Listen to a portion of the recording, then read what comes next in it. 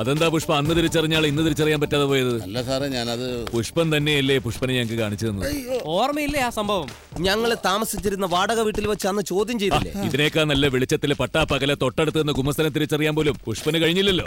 അന്ന് മാർക്കിട്ടതാ പുഷ്പ തനിക്ക്. ഇനി പറ, അന്ന് രാജുവിനെ കണ്ടു എന്ന് പറഞ്ഞ കള്ളമല്ലേ? ഒന്ന് പറ ചേട്ടാ, രാജുവിനെ കണ്ടാ? ഞാൻ കണ്ടില്ല. പിന്നെന്തിനാ അന്ന് അത്രയും വലിയ കള്ളം പറഞ്ഞത്? ആ വക്കീല് കൈമള് പറഞ്ഞിട്ടാ? പിന്നെ ആര് പറഞ്ഞിട്ടാ? എന്റെ മോനെ സാറേ, എന്റെ തലല്ലേ. ഞാൻ പറയാ.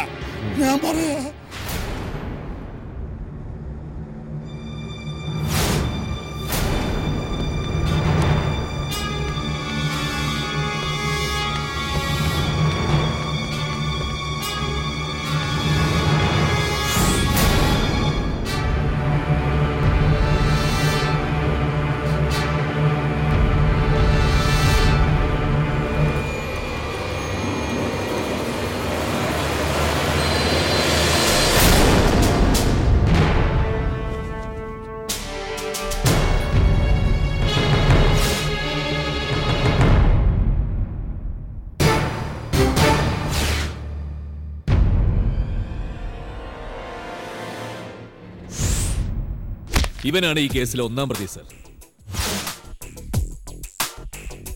ഇവന് വേണ്ടിയിട്ടാണ് കാണാത്ത ആളെ കണ്ടുവെന്ന് പുഷ്പൻ കള്ളം പറഞ്ഞത് അല്ലടോ? അതെ സാർ. സാർ, ഇവന്റെ പേര് Raveendran and he's a police constable but now under suspension for some other case. എന്തിനാ രവി കള്ളം പറയാൻ ഈ പുഷ്പനെ നിർബന്ധിച്ചത്? അതെല്ലാം ഞാൻ സാറിന്റെ അടുത്ത് പറഞ്ഞിട്ടുള്ളതല്ലേ? ഏയ്, എന്നോടല്ല, സാറന്മാരോട് പറയണം. എന്നോട് പറഞ്ഞതുപോലെ എല്ലാം ഒന്നുകൂടി സാറന്മാരുടെ അടുത്ത് പറഞ്ഞേ. അത് സാർ, പറ രവി. കള്ളൻ കേശു ജയിൽ ചാടിയ ശേഷം എനിക്കെന്നും കാളരാത്രിയായിരുന്നു. എൻ്റെ ഭാവി തന്നെ തീർന്ന പോലെ തോന്നി. വിഷമം തീരാൻ ഒരുപാട് കുടിക്കുമായിരുന്നു. പുഷ്പനും ഉണ്ടായിരിക്കും കൂട്ടിന്. 3 ദിവസം കഴിഞ്ഞ് സസ്പെൻഷനിലായി. അന്ന് കുറെ അധികം കുടിച്ചു. എൻ്റെ ജീവിതം പാഴായി പുഷ്പ. എനിക്ക് ഏത് നേരത്ത് തോന്നിയുണ്ടോ ആ കള്ളൻ കേശുവിന് തുണിയെടുത്ത് കൊടുക്കാൻ. അതൊക്കെ കഴിഞ്ഞില്ലേ സാറേ, ഇനിയിപ്പൊ കരഞ്ഞു പറഞ്ഞിട്ട് എന്ത് കാര്യം? എനിക്ക് കുറച്ചുകൂടെ കുടിക്കണം. ഇപ്പൊ തന്നെ ഇഷ്ടം പോലെ കയറ്റിയിട്ടുണ്ടല്ലോ. ഒക്കെ തീർത്ത് ബോട്ടിലും കളഞ്ഞില്ലേ? അത് പറ്റൂല, എനിക്ക് കുടിക്കണം. ഇപ്പൊ ഞാൻ എവിടെ പോവാൻ? താഴെ കുമാരന്റെ വീട്ടിൽ വാറ്റ് കിട്ടും, പോയിട്ട് വാ. സാറ് പോയിട്ട് വാ.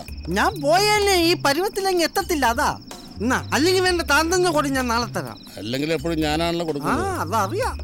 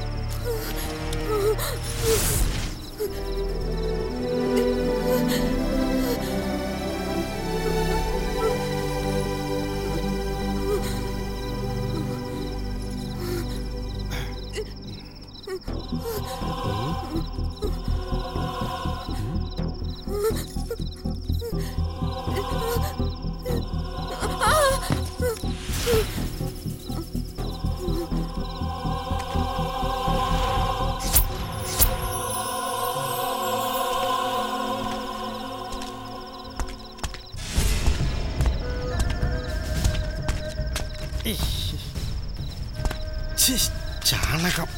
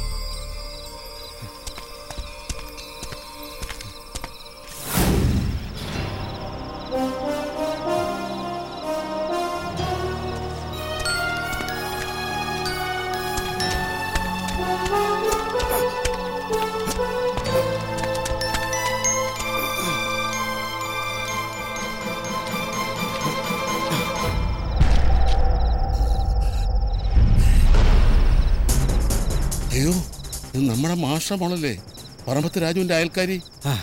ഇവിടെ എങ്ങനെ ഇവിടെ വന്നു? എന്താ സംഭവിച്ചത് സാറേ? താൻ എന്നെ സഹായിച്ചേ പറ്റൂ പുഷ്പ, ഇല്ലേ നമ്മൾ രണ്ടുപേരും അകത്താവും. എന്തിന്? അത് ഞാനെന്ത് ചെയ്തു? സാറല്ലേ? അതൊക്കെ ആയിരിക്കാം, പക്ഷെ താനൊരു കാര്യം മനസ്സിലാക്കണം. ഞാനൊരു പോലീസുകാരനാണ്. നല്ല കേസും കള്ളക്കേസും ഉണ്ടാക്കാൻ എനിക്ക് കഴിയും. വാദി പ്രതിയാവും, പ്രതിവാദിയുമാവും.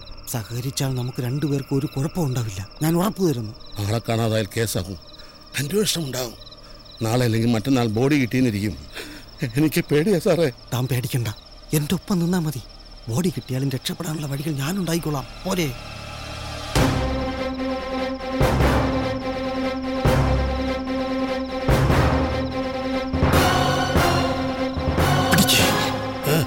പിടിക്കണോ?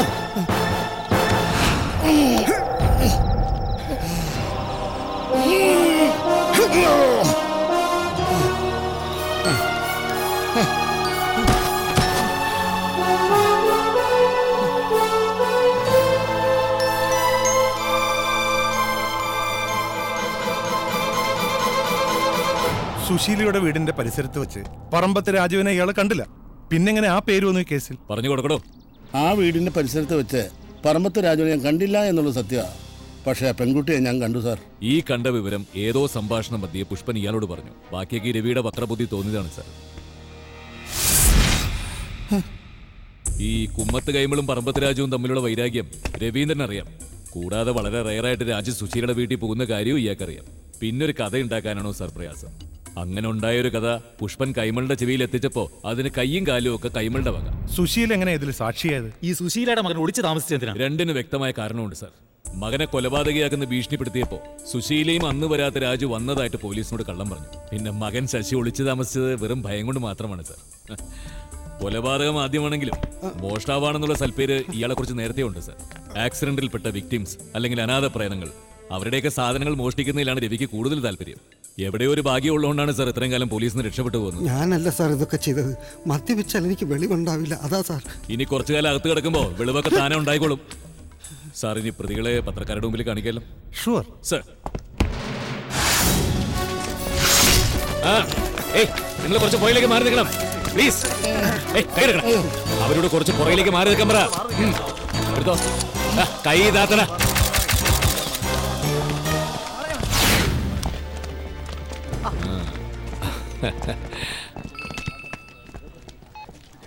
ഹലോ. എപ്പോ?